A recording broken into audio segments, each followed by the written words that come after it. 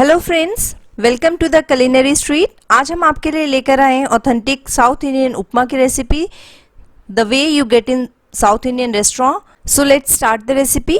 सबसे पहले हम गैस को सिम फ्लेम पर रखेंगे और एक कढ़ाई लेंगे। अब इस कढ़ाई में मैं 1.5 टीस्पून घी ऐड करूंगी और इसके मेल्ट हो जाने पर मुझे इसमें ऐड करनी है 1 कप सूजी यानी कि सेमोलिना। कोशिश कीजिए कि आपकी सूजी थोड़े मोटे दाने की हो।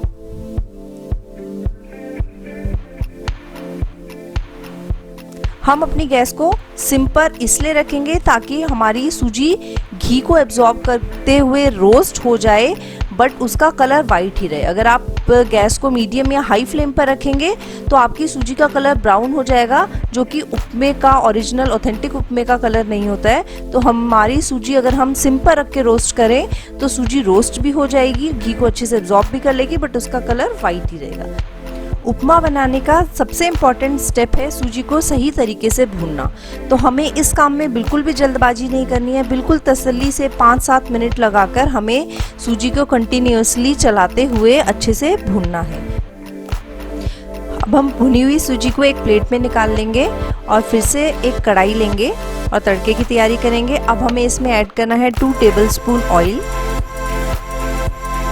अब हम गैस को मीडियम फ्लेम पर रखेंगे और ऑयल के गर्म हो जाने पर हम उसमें एक चुटकी हींग डाल देंगे। साथ ही डालेंगे 7 से 8 कड़ी पत्ते, आधी चम्मच मस्टर्ड सीड्स यानी कि सरसों,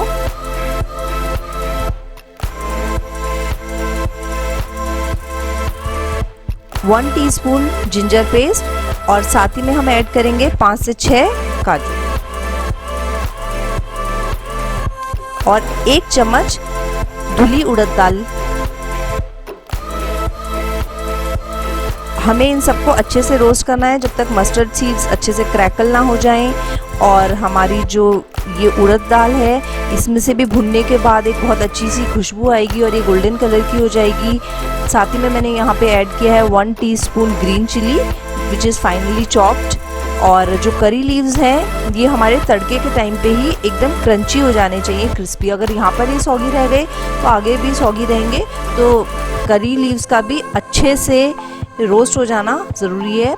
हम ध्यान रखेंगे कि हमारी सभी चीज़ें अच्छे से गोल्डन कलर की हो जाएं।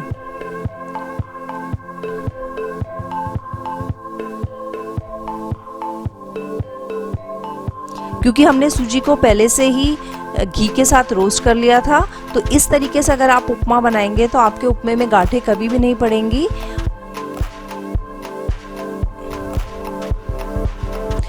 अब हम इसमें डालेंगे एक मीडियम साइज अनियन, जो कि मैंने बहुत बारीक काट ली है। अनियन को भी हम अच्छे से सौटे करेंगे। अब ये देखिए अनियन सौटे हो गई है और इसमें भी प्याज ने तेल छोड़ना स्टार्ट कर दिया है।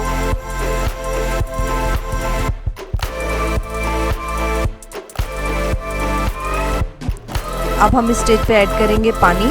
हमें सूजी से 3.5 टाइम्स पानी लेना है।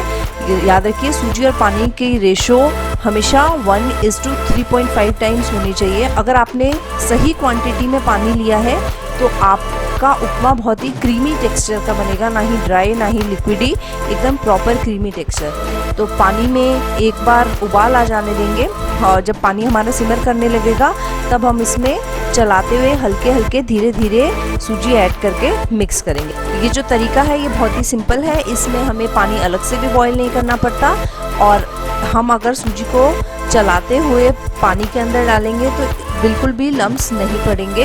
अब हम गैस को सिम कर थोड़ी देर के लिए कढ़ाई पर लिड लगाकर उपमे को पकने देंगे। सो अराउंड 5 मिनट्स के बाद मैं खोल के देखूंगी। ये देखिए मेरा उपमा एकदम तैयार है। आप इसको गर्मा गर्म सर्व कीजिए। It's a very healthy breakfast. आप चाहें तो इसमें अपने पसंद की वेजिटेबल्स भी ऐड कर सकते हैं। मैंने उपमे को बिल्कुल बेसिक ऑथेंटिक स्टाइल में ही रखा है। उसमें वो लोग प्याज के अलावा सिर्फ कैश्यू नट्स डालते हैं और कोई अलग से वेजिटेबल्स नहीं डालते हैं। इसका दूसरा वर्जन वेजिटेबल उपमा भी मैंने लिंक शेयर किया है।